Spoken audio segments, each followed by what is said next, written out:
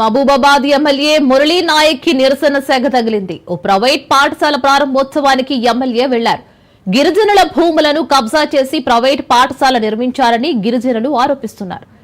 గిరిజనుల పొట్టకొట్టి private school భవనం నిర్మిస్తే ఆ పాఠశాల ప్రారంభోత్సవానికి ఎమ్మెల్యే ఎలా వస్తారని మురళీ నాయక్ ప్రశ్నించారు.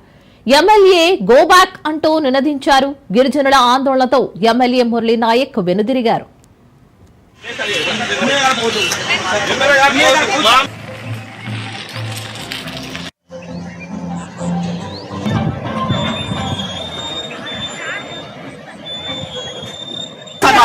పబ్లిక్ మోసం చేస్తున్నారు.